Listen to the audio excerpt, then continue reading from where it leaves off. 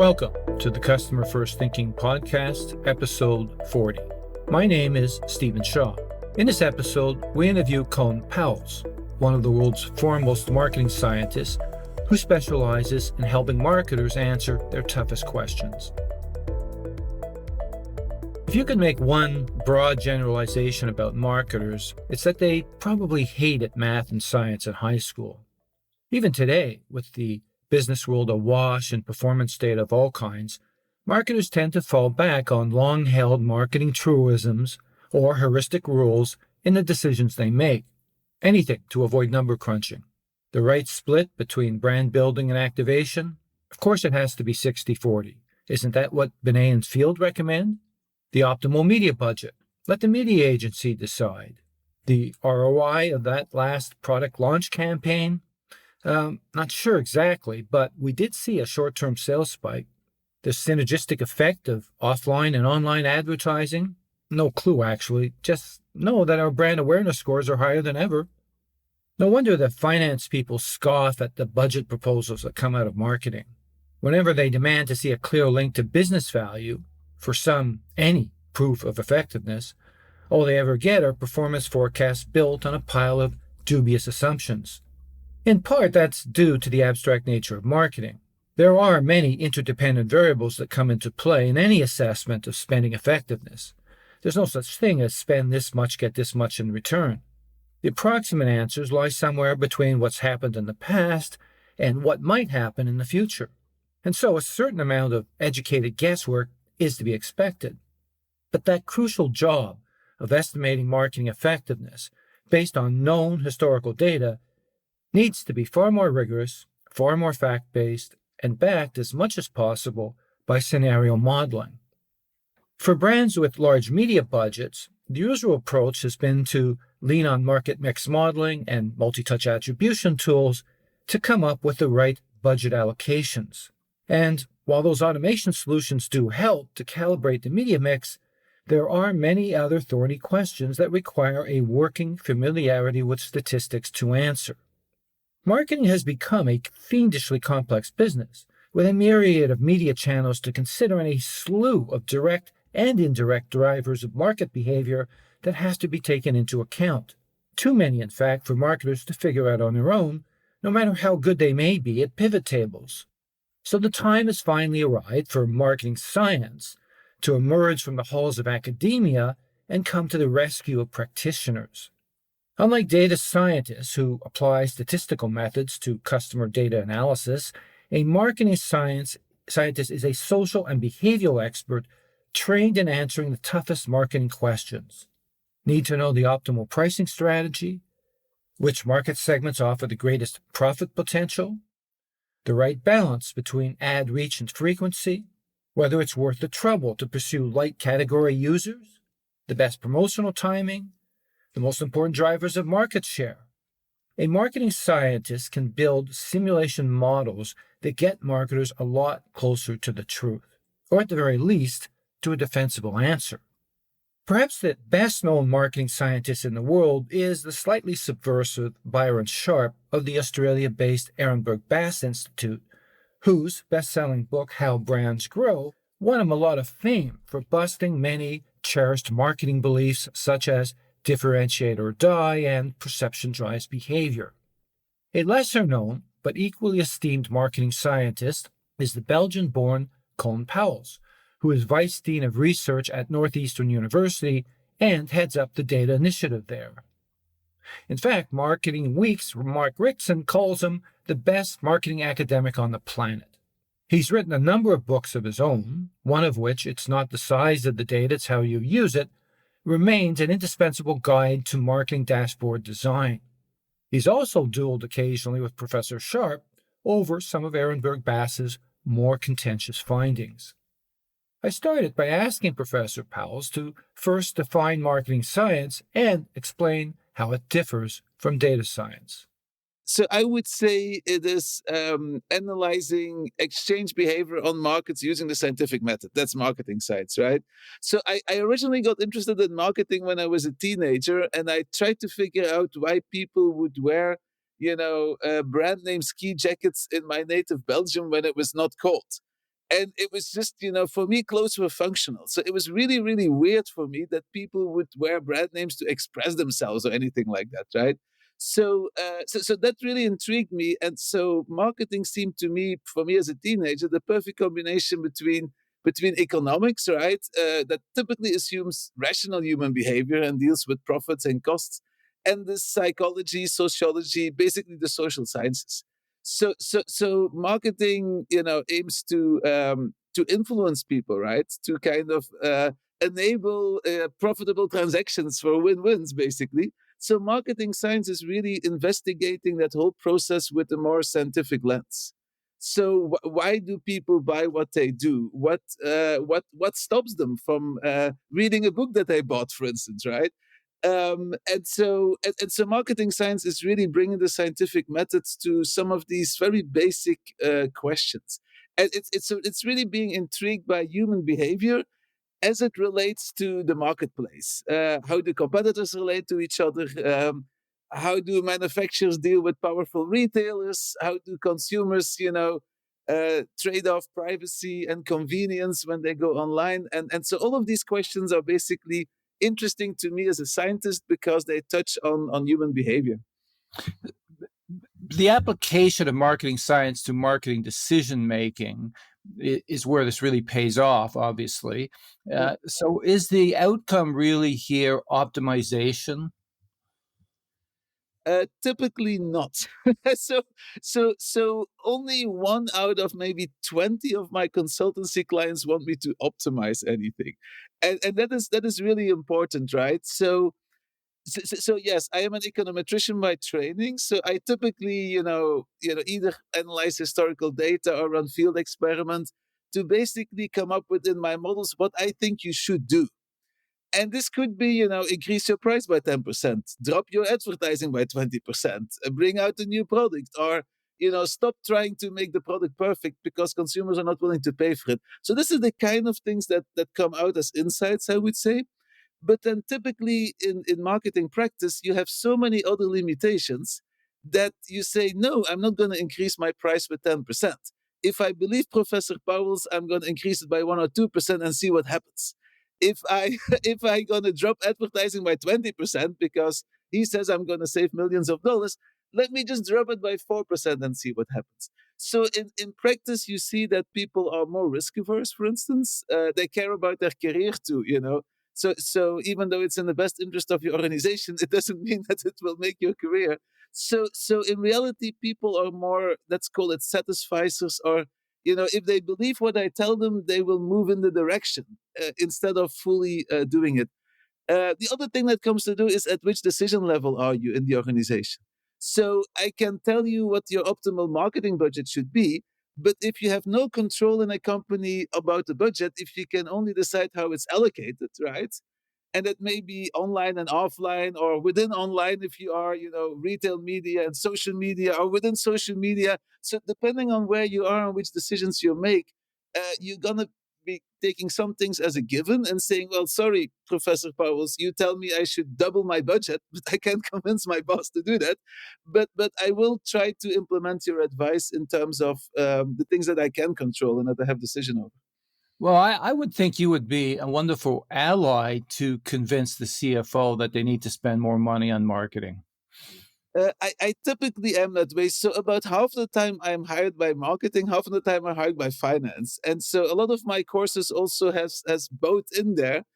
And I find the different mindsets absolutely fascinating. So marketing folks tend to be what I call promotion focused or have a growth mindset. They see life as opportunities, and they always know that there's more opportunities out there and more clever ways to spend our money, and we can have potentially huge payoff for that. Finance folks are much more risk averse. They call it prevention focus. They think about life more as disasters that you can either avoid or don't avoid. So they are much more like, yeah, but what is the risk involved? And so the marketing person may champion this shiny new thing, but it will cost this much money for sure. Probably they will run over budget, but the return that they promise is very, very uncertain. And I want to be a good steward of my company. I have to make sure that we don't get bankrupt or spend money unwisely. So I would feel much more comfortable if I get such a feeling from my counterpart in marketing too, that they have also at least thought about the risks. And so very often my job involves nothing to do with data, but really kind of making sure that people speak the same language and understand each other's Oh, perspective.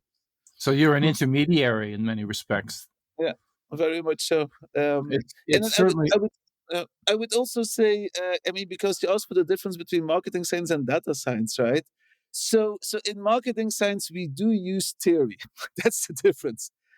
And so ironically, I mean, I did my PhD at UCLA, and I did all of the economics classes, and I stopped with economics relatively soon because I couldn't live with the assumptions about everybody's rational, and managers are, optimizers, and they have perfect knowledge. And I'm like, have you ever talked to managers? That's as far away from my experience, and I've been the manager myself. So econometrics I really liked because it really just took data, and you didn't have to make these very strange assumptions about rationality to come up with good insights. So within the economics field, actually, economics see me as theoretical. I don't use enough theory. Whereas when I talk to data scientists, I'm like, oh my God, I'm so theoretical because I do start from what is known in marketing and human behavior. I do formulate hypotheses. And sometimes, I have multiple theories or the hypotheses are in conflict with each other, which is why it's so cool to analyze it then. Whereas data scientist seems to be much more starting from, we don't know anything. Let's have the data tell us what's going on, which is sometimes cool because you uncover things that you have never imagined, but very often leads to completely unactionable things that as a marketing manager, you also can't explain to your team about, okay, why do people who buy X also buy Y, and how is that actionable to us to put in a campaign? And so I find that marketing scientists are typically just a bit better in relating it to concepts or ways of thinkings that we do in marketing. well, answering the why for sure, clearly, Yeah, right? here we go. Yeah. So how would you characterize the state of marketing science today? Do you feel you've been doing this for a long time? Has it entered the mainstream of marketing yet, or is it still kind of viewed as this exclusive domain of marketing Ah, academics? that's a great question. So I have been concerned about the gap between academia and practitioners and marketing for all my career, and I try to shorten them with things like writing books and blogs and conference presentations. um, there's good and bad news. I think the good news is that given somebody who uses data a lot and mathematical models and so forth, I feel that the how would you call this? The mathematical sophistication has really increased in senior marketing decision makers. So it used to be that I would be hired by somebody and he's like, Koen, I completely get your model, I understand it, but there's just no way I can explain this to my boss. And the higher up you went to, I always joke, like a lot of people went into marketing because they hated math in high school and university, right? And so you saw that really kind of coming true.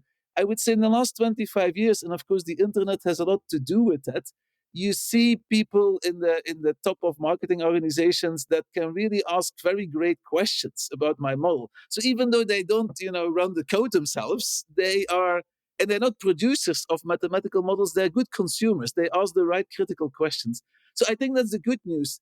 I would say the bad news, and we typically have this, right? So you don't need marketing credentials. In finance, you need to have an exam to be a chief financial officer. In marketing, there's not, so anybody can call themselves a marketer at any time. And so we have this constant influx of people into the industry that think it's smart of them to rebrand as a marketer, even though they have no experience whatsoever, right? Are they are completely new and they only know a little bit of a little bit of a little bit.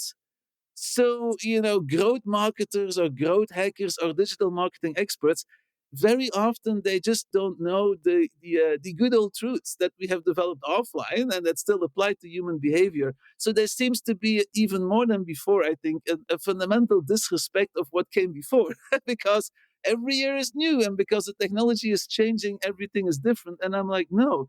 I mean, human behavior, adapts, but it evolves very slowly, and knowing what has worked and what hasn't worked before and why, to your point, I think that's still very relevant. And a lot of today's marketeers don't really take the time to, I would say, educate themselves on these things. No, they're chasing Mm. fads. I mean, I think about 30% of marketers are actually trained in marketing. The rest flowed in from Yeah, some other exactly. Yeah. discipline. Or so it is. I spoke at length with Brent Chater, who's the marketing transformation head at Mm. Accenture, in my last podcast, and we talked about exactly this issue. Um, in your book, you and this is it's not the size of the data book. You quote one of your clients as saying, "Lots of data and lots of action, but no link between the two." Now, I might amend that a little bit to say lots of data and lots of insight, but no action, meaning marketers still struggle to convert data driven insight into meaningful strategy. There seems to be still a gap there. And I'm just wondering if that's because of the reason we were just talking about, that they're not really that trained in marketing, or is it that they're not trained to ask the right questions? Or is it risk aversion? You alluded to that earlier, and in your book, in fact. Or, and this again, you alluded to, are marketers, most marketers, simply not math oriented. They're just not drawn to the world of statistics or are comfortable in that world. What are the Huh. reasons it's still a struggle for marketers to really translate data into really good strategy? That's a fantastic question. So first of all, I completely agree with you. So that these complaints that I had in my first book are still true today.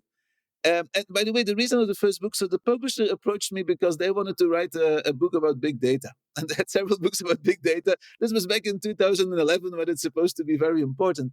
And I was like, well, in my experience, and that's both big and small companies and three continents, I mean, most companies don't even know how to translate a small data and insights they have into action. So if you just enlarge the data, it's just going to be more problematic. And so later on, I published several articles that actually show that the bigger the data, sometimes the more problems you have with biases in decision making and so forth. So I would say I think at least two of the explanations that you noticed are very important. I would say number one, marketers continue to have issues convincing risk averse decision makers. So they typically don't have the finger on the purse, and they have to convince people who don't like the marketing mambo jumbo of awareness and mysterious brands and winning Cannes Golden Lions. They say, well, show me the money, show me a projected return on investment and some risk assessment. So a lot of my courses is focused on making marketers comfortable saying these things and calibrating their assessment. I think though it's also, and that was one of your other explanations that really jived with me. There is this kind of fear that if a model or multi touch attribution or marketing mix model or whatever you get that is coming from a data scientist or a modeler, right? There's always this big question mark. Yeah, but will it work? Will it work for my company in my country in my industry? And never forget, anything that you get as an insight is built on the near past, right? So it's models run on historical data. It's an experiment that worked last month. What is the guarantee that it will work when you try to apply it now? And this is why I always say marketing is the toughest function in any company, because the success of what you're going to do now depends on how potential customers react, competitors react, maybe some micro trends like whether the interest rates go up and down. So there is just a lot of uncertainty, and so a good marketing manager kind of takes the model input and says, okay, this is fantastic, but I see the limitations and I do have my own experience and intuition about what has changed. A typical example, right? So in most of my models, I have competitive retaliation. So let's say you're a big car manufacturer in the US. Let's talk about big companies, and you only have really kind of five or six main competitors in your niche. And so I have modeled every time in the past when you give a price promotion or you had a new generation or you had more advertising, what your competitors did. And so I think that's pretty valuable. The other reason the car industry is so cool is because 1.5 years before your competitor comes out with a new model, what the new model is. So it's pretty predictable. So I build my model, and then of course I put that into the predicted net effect if you're going to do something. But then you may say, well, wait a minute, the CEO of my main competitor was just fired, and a new CEO comes in, and this is a guy who really wants market share. So he's going to react way more strongly than the previous CEO. Or you can say, oh, the person that is now in charge of my competitor, they're in bankruptcy proceedings. They are much more careful and I don't want to rock the boat. So they're not going to react. And so I always build in that you as a manager can then kind of shut these things on and off. That you can say, well, in my forecast, I know that this will happen, even though it's not in the model. And so I think modelers have to, just appreciate this flexibility, understand that they are not the only ones who know something, right? That the managers knows their industry a lot better and what's going on currently. And so I always go back to a pretty old article that I like that says it's 50% model, 50% manager, which means that it's you can get much better results if you combine that human intuition with something more formal. The same goes nowadays for AI and human interaction, right? I mean, it's just inconceivable to me that AI can replace us all, but I can see how it can make my decision making better. Sure, and we'll touch on that a little later on in this interview for sure. I want to go back to your model development, and I think that's one of the strengths of your book, by the way, that you can build a marketing dashboard, but really the secret recipe here is the engine under the hood, as you describe it, which is your VAR models. Yeah. And these are really what if models that allow marketers to, as you were just describing, to play with specific lead indicators to see the likely impact on sales, to project out what might happen in certain scenarios. Just explain, if you can, in as simple a language as you possibly can, why you're such a strong believer and user of VAR modeling. So I want to go all the way back, 1980. So Chris Sims is an economist, and he then later on got the Nobel Prize for this. And he basically published an article that says, look, past economic models, they're way too complicated. And they build too much on assumptions. In marketing, you have last click, first click, right? And all of these assumptions in online. Economists also usually have huge assumptions about what can influence what and so forth. And he comes up with these vector autoregressive models, which seems complicated, but it's basically a very flexible way to take into account direct and indirect effects and also long-term effects that we typically don't know exactly when our marketing will have an effect. And different actions like TV may take a bit longer than your retail media. So he proposed a model that I then happily used in marketing that basically allows for marketing where in and where out without having to specify it upfront as a manager. So you don't have to say, hey, TV advertisers will take 2 months to work and online works right away. The data will basically give you that information. I would say the second part is that it's more than one equation.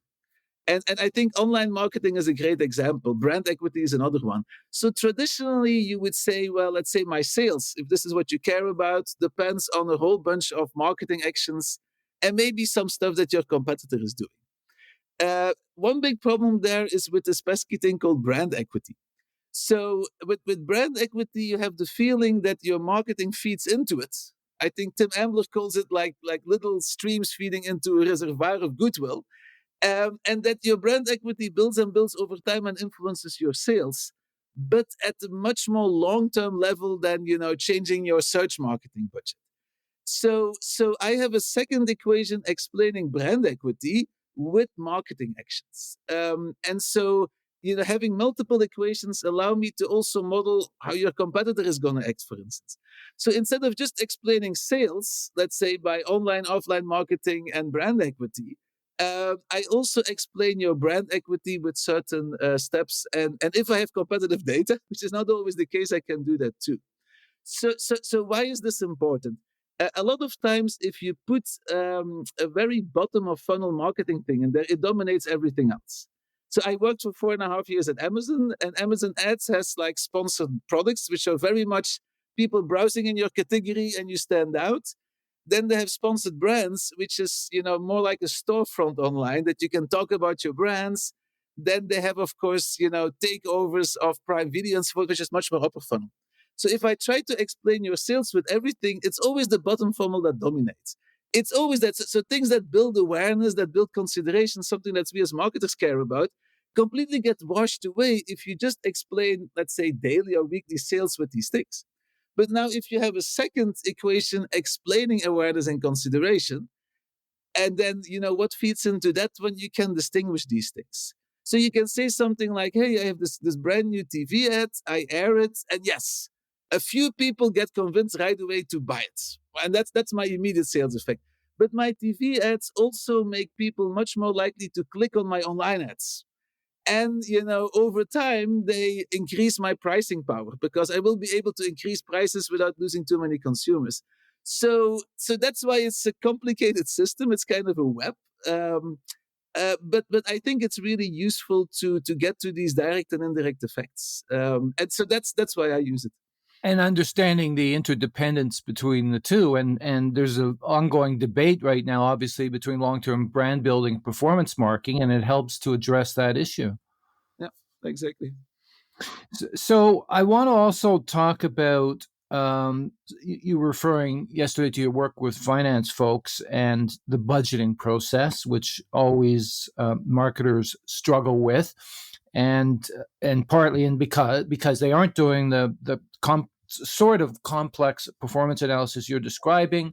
They struggle with credible forecasts, with making the exact kinds of trade-offs that you were describing. Where do marketers go wrong here with finance? Is it that they're not speaking the language of finance? Why does it remain such a trial, such a battle every year over the annual budgeting process? Well, I think language is a first thing, but language you can learn. And so I think there's lots of sources that marketers can find. Also, just talk to your finance counterpart, right? So I think the most important thing is to give finance folks that comfort that you will be a good steward of the company's resources. So the complaint of finance is typically the following. Every year, the marketing department comes to me with a new funding request for a shiny new thing that we absolutely have to be on, right? And then, of course, they can't prove it's going to be effective because it's new. So you can't look at past ROI. But then I ask, so what can we cut? And they say nothing. Everything is absolutely 100% necessary. And so that is the kind of ask every year that gets finance people kind of on the defensive and on the on the back of their heels, and they say no. So what I would like to see, what really builds trust, is that you as a marketer are more proactive, and you say, hey, this is something that we had to spend a lot of money on, right? Let's say search marketing 10 years ago, but now we have hit diminishing returns. So now every dollar we spend on search marketing is not worth it. Maybe we can even cut down a bit because our brand is now so notorious that we can get most of these consumers for free. So instead of typing the direct link, they just, out of habit, because, their opening screen is a search engine, they click on our ads, but we don't really need that so much anymore. And so, for instance, very famously, eBay figured this out, right? So that if they just cut all of their Google spend, they lost hardly any customers. And of course, eBay is a very kind of famous company, and it doesn't work for everybody. But so kind of doing these small experiments and saying to finance, look, I really want you to fund this one or that one, and this is why it's going to fit with our company's advantage, and why it's going to be very important that we're there first. But then at the same time, these are two or three things that you can cut something from. And it doesn't have to be fully compensating, right? You can still, argue for an increase in your overall budget, but just once telling finance, hey, we can get less funding for this one channel, is just going to be very much appreciated. And so in my course, also in the Taking Action one, I confront the student with a case study where the CEO says, cut your budget with 20%. and then you have some data, you do the modeling, and you figure out that you have been completely misallocating. This is between advertising and Salesforce. And of course, you should have given more to advertising in the example here. And so some students say, okay, we have now completely misallocated. Let's allocate it correctly, and let's follow the CEO in cutting the budget with 20%. And other students say, no, I mean, the reason you wanted to cut it, our ROI has been going down overall, it's because we misallocated. And now, thanks to the model and the insights, thanks to the better allocation, I think we should actually increase the budget with 10%. And this is what I think, based on past success, right? This is what I think we would get. And they do so very effectively. So just saying, okay, we can cut on one channel to increase more on the other one, I think is something that would go a very long way to have financing people not just as championing for the new thing and very bubbly, right? It was kind of the stereotype, but also as people who think about the resources of the company and are good stewards of them. Well, and the ability to draw a line between those expenditures and its impact on the key KPIs that the C-suite really cares about. I think that's one of the challenges, isn't it? It is, and so I mean, there's some old research that says, and I always teach it in the beginning of my course, right? I'm like, look, at some point we're gonna dig deep in data, and that may not be your cup of tea. But the research has showed that, because I ultimately go towards a dashboard, what's the subtitle of the book that you read, and so the research has shown, I think this is by Ambler and Clark, that just alignment of marketing with business goals is already 50% of the whole battle. So if you can just, and this is just talking to the CEO and the CFO, right? If you're the CMO, just ensuring that you as the marketing department are aligned with the business goal. So one year it may be that the business really wants to get a lot of new customers. So customer acquisition is the big thing. Another year they're like, well, we should try to get more out of our existing customers, and cross selling is much more important. And so now knowing what the business really wants you to do, and then, of course, as a marketing expert, you can translate that in marketing KPIs, but they should ultimately indeed fold into that overall business goal. Right. So I want to. So this is a corollary subject area. And Mark Ritson has said, and I listened to a recent podcast where he was being interviewed about this. And he's referring here specifically to the U.S., I'm presuming North America generally, that there is a quote unquote ignorance of effectiveness. You're on record as agreeing with that statement. What do you think accounts for this blind spot here relative to other regions such as Europe and certainly Australia? Well, I definitely think there's more of a short-term pressure, and that may come from, a lot of companies listed on Wall Street, and Wall Street having the pressure for quarterly results. So when I work with companies that have the longer-term perspective, it's typically easier to take the time and to understand effectiveness and to use it. I think the other thing is also that in the States, the jobs kind of evolve very quickly. So you're not typically in the position to see the benefits to yourself. In Europe, people tend to hold positions longer, and they do get actually rewarded by their companies for doing things that are in the long term in the best interest of the company, I think. So I give you one kind of quick anecdote and a pretty funny example. So when I was writing the book, I was in Istanbul in Turkey. And that was one of the reasons that I couldn't go on big US tours and so forth. But I went to Ulker, which is a huge manufacturer of mostly chocolate and goods. They had just bought about Belgium Godiva, and they were in all of these countries, and they spent about $100 million advertising just in Turkey. And I have other stories about their other countries, right? And so I analyzed some of it, and I went to this chief marketing officer, which is a very clever individual. And I'm like, look, I calculated that half of it is ineffective, and I can tell you exactly which half, right? This is the old John Wanamaker. So I can literally save you $50 million. And he never questioned that I could do that. He just said to me, look, Koen, if I do what you say, and my company gets $50 million, I don't get 1 cent of that. But if I lose half a percentage market share, I will get fired. So he made me understand that his career kind of goals may be very different from the company. And so I think that may be one of the reasons that I don't think that a lot of US marketers or managers are incentivized based on what is really effective. And of course, they get so bombarded with short-term things that it's just very hard to take the time and say, oh, I get so many consultancy companies promising me the latest in effectiveness. What is really the truth? And you do need to kind of, take the time to reflect a bit and ask the tough questions to figure this out.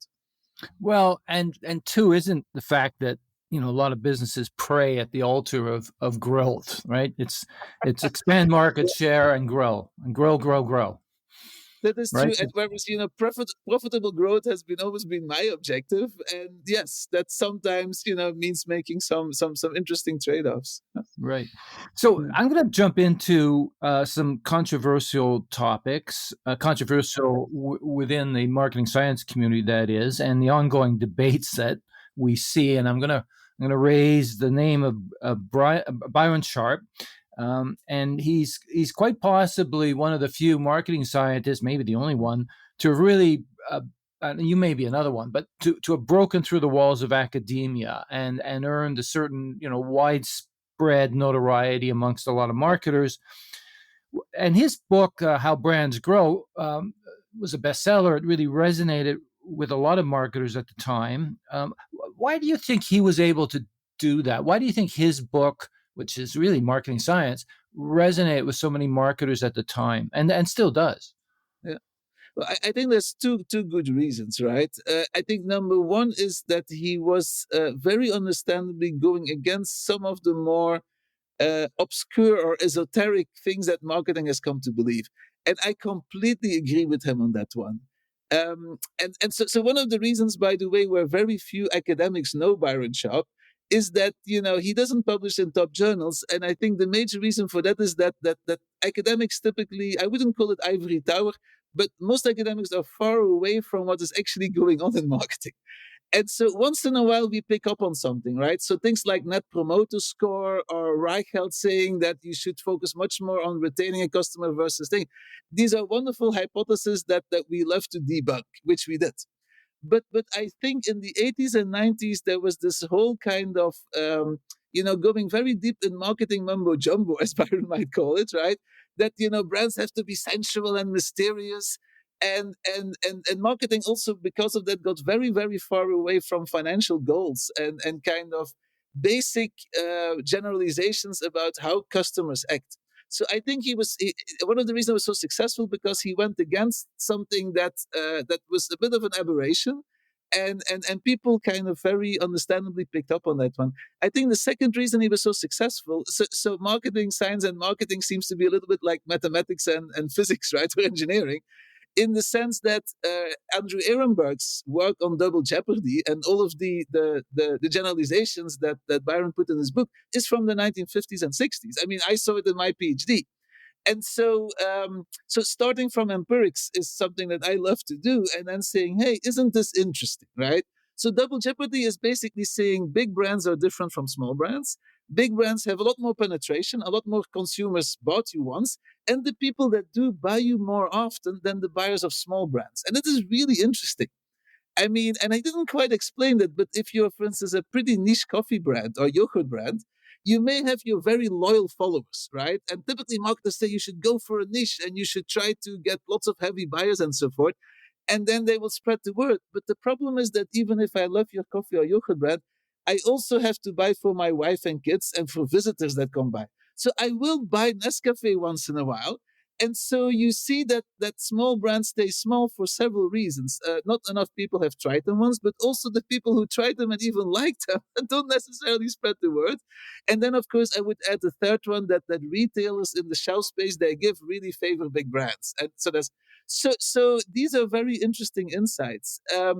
And so for some reason that kind of science and behavior hadn't really made it in the mainstream yet. So he went against something that was really seen as weird by a lot of people already in marketing, and he popularized things that basically were already well researched in several data sets across several countries. Well, and probably a lot of the information you were sharing, the double jeopardy law, et cetera, were unknown to the general marketer anyway, and so that was an education for them. And on top of that, he was iconoclastic about a lot of things. And one of there's a few still very controversial areas here, pertaining to his some of his provocative claims, and one of them certainly is this whole debate over the importance of differentiation versus distinctiveness, and his argument, obviously, that distinctiveness should be at the center of brand strategy. And I think if I may be misinterpreting your position on this, but I think your answer is, well, it all depends. What is your response to that debate? It does. So I think what the Ehrenberg Buzz Institute and lots of research has shown over the years is that creating and maintaining differentiation is hard. That's just true. The point we disagree with it is that, yeah, but it's not because it's hard that you shouldn't try to do it. And because it is hard, I believe that there's huge benefits. You have so much more pricing power and so forth if you differentiate it. But they have a great point that it's just very hard to create it.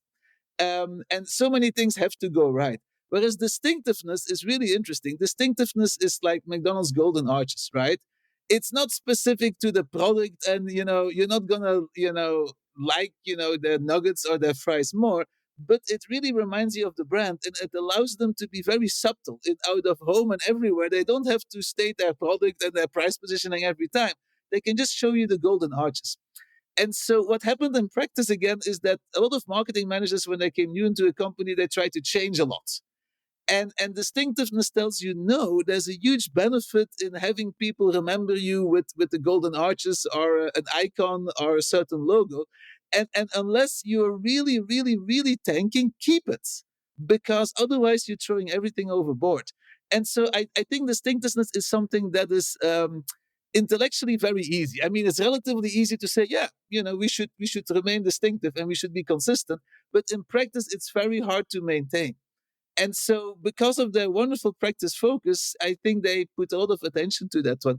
And I think distinctiveness is absolutely key in the kind of big, fast moving consumer goods that they analyze.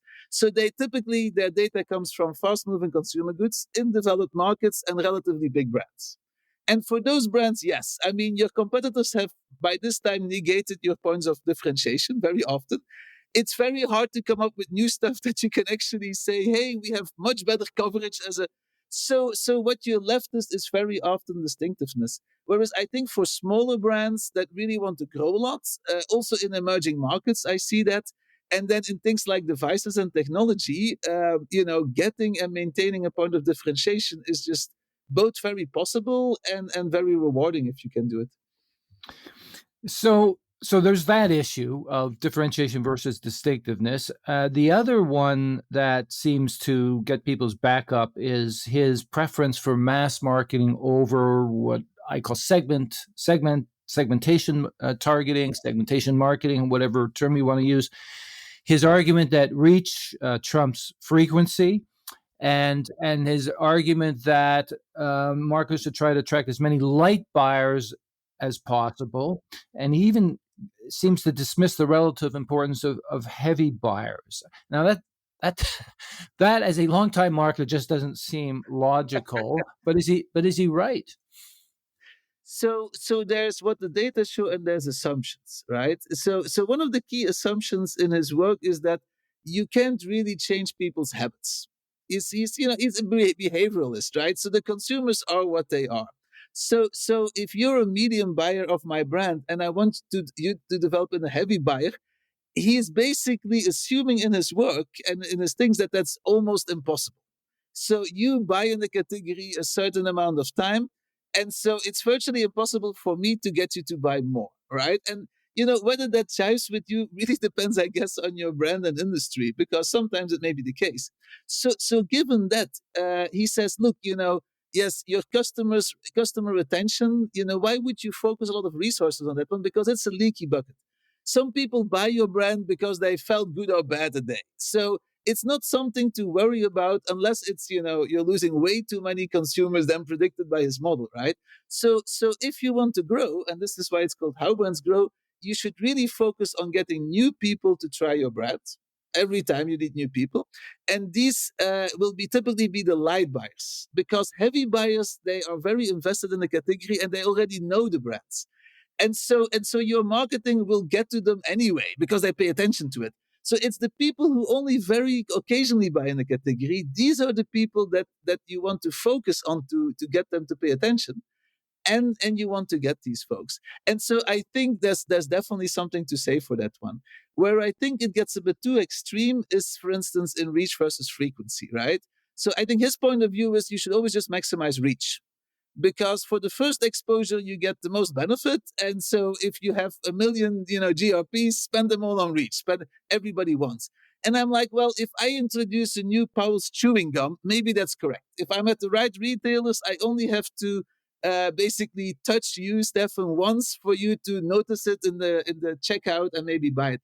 If I want to convince you to join my new Powell's bank and to have a mortgage with me, are to buy a device, then I will have to reach you a lot more times. And so there's a lot of good marketing research that talks about, hey, for certain products, you have to have a higher frequency. And ideally both offline and online. I should have a nice bank building. I should have out of home, maybe a TV ad. I should also be very prominent online before anybody would consider. So I think that really depends on the category. And now with online, right, there's fascinating things. Like, so for instance, on Amazon, instead of being passively exposed, most people are actively exploring or buying new products. So should we now have more or less frequency? You could say we should have more frequency because you're actually in the mode for buying. So you actually like ads more instead of them interrupting your TV program. Or you would say, no, you will get annoyed much faster because you're paying attention and you don't have to see it 4 times. Maybe once or twice is enough. And then you can check the reviews. So these are fascinating research questions that I have that I would love to do. And it's a priori unclear to me which way it's going to go. So I think that there's also diminishing returns to reach, just like their frequency.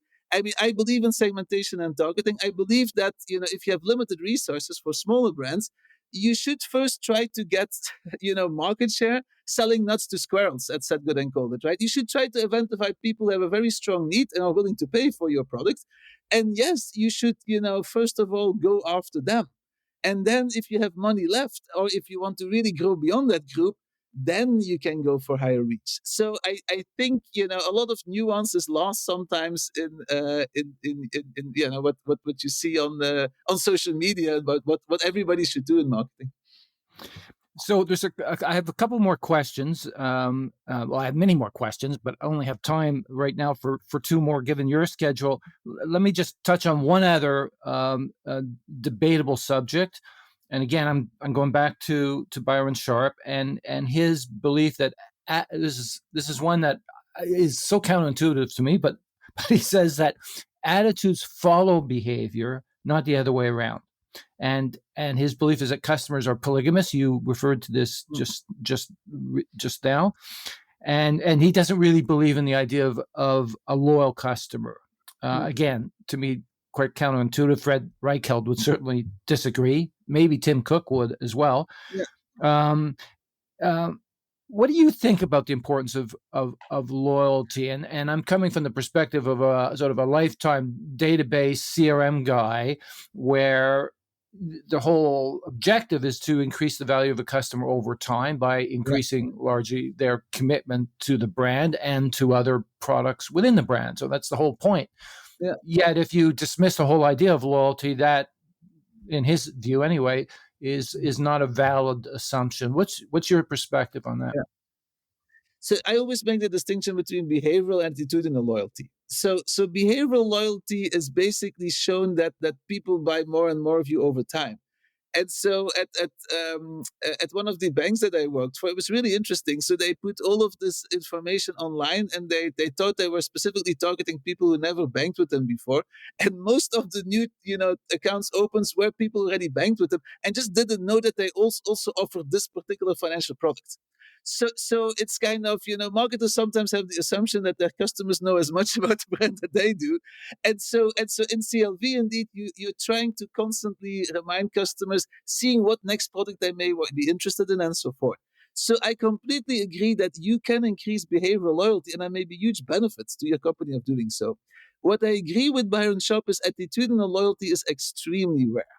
So yes, I like your bank and I've been a customer for a while. But if another bank offers me a much better deal, or you as a salesperson move to that other bank, then maybe I will switch. So I do agree that very few consumers for very few brands, have this absolute love for the brand, right? I think Heineken in their KPIs, they check whether you're in love with the brand, engaged or married to the brand. They somehow assume that merit is the highest level there. but so they track this one, and I'm like, yes, I think this is a bit too exaggerated.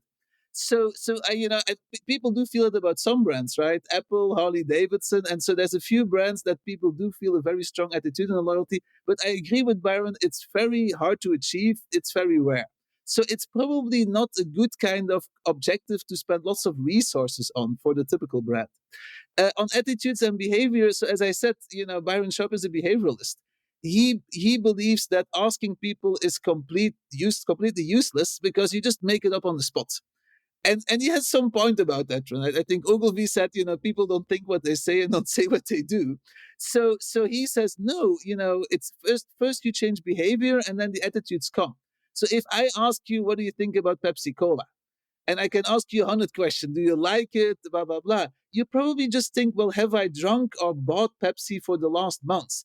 And if you haven't, you're going to make your behavior consistent with your response. And you're going to say, no, Pepsi sucks. Coke is fantastic, and vice versa. Whereas there's lots of instances, by the way, and so my methodology is perfect to show that kind of causality, which comes first, which is really cool, I find.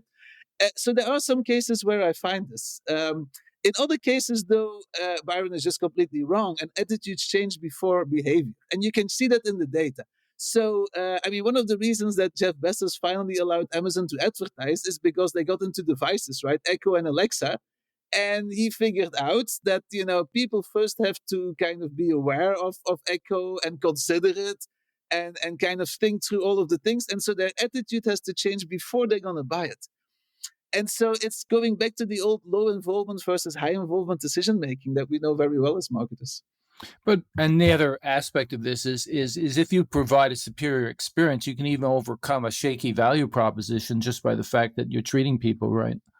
Exactly. Yeah. And that is something really important that is, it's completely not in in how brands grow. And I think, there's a big difference between saying, hey, you shouldn't spend 80% of your company resources to retain customers, and saying you should completely ignore it. Because if you mess up in, being nice to people and in your service, then you can really go south. Yeah. So I have one final question, and thank you for being so generous with your time today. I mean, literally, I could talk to you for hours, but Likewise. well, that's kind of you to say. There's where marketing science has been, where it is today. AI is on the doorstep, maybe beyond the doorstep, frankly. And obviously will be a huge advantage as you build out models going forward, considering the number of variables that you have to deal with, their interdependencies, all of those things. Where do you see marketing science going in the next 5 years? I get the sense that it is going to become the mainstream discipline I referred to at the top of this conversation. It may be outside the mainstream now, but it will enter the mainstream because just about everything will become data-driven. What's your perspective on that? I do agree with that, right? So I also see a lot more what we call practical academics and thoughtful practitioners. So I see a lot more people in both sides of the divide really working very well together, and also understanding each other's language and timelines and so forth. And I think, yes, I think generative AI was so kind of new and so kind of bizarre that we're still finding, fantastic applications for that one. So I'm speaking in March at the Microsoft Innovation Summit about what is the future of AI and marketing. So that's a whole different topic. But I do agree with you. There's so much interesting data. There's so much need also for marketing expertise to add the human touch to it and to make sure that we don't, that the algorithms don't completely go haywire. So I'm extremely optimistic about the future of marketing science and marketing as a profession. I think that new technology adds a quiver in our arsenal, right, or an arrow that we can use. But that doesn't mean that everything is completely different and that we have to throw out what we know before. So I think it really adds to our ongoing knowledge creation and put in practical use in marketing. Yes, this will be transformational. Absolutely. I just want to say how this conversation just flew by. I've been working with data my whole life, and to hear you talk about the application of simulation models, et cetera, and cuts to the heart of I think why marketing has struggled, and the only way it can advance and become a mature discipline and become an adult in the room is if they follow sort of the very same practices that you're advocating for. So I just want to thank you so much for this conversation. And thank you so much. These were the best questions I've had in a very, very long time, Stephen. So thank you so much. Yeah. That concludes my interview with Koen Pauwels. As we learn the use of quantitative methods and multivariate statistical modeling to support marketing decision-making is a mix of sociology and data science. Longitudinal analysis contextualized by an understanding of how people tend to behave in the marketplace. For too long, marketers have relied on certain immutable laws of marketing as a crutch in place of more disciplined analysis. And they could get away with it because, well, no one really knew any better. But the world is so much more complicated today compared to when many of those laws were first formulated. And with so much more data now available to explore, marketers must take a more scientific approach to credibly answer the question of effectiveness. You can find past episodes of this podcast on customerfirstthinking.ca, where you'll also find articles, strategic frameworks, video, and more on the transformation of marketing. In closing, a big shout out to the incomparable Mary Chan at Organized Sound Productions for her contribution to making this podcast happen. Until next time, thanks for listening.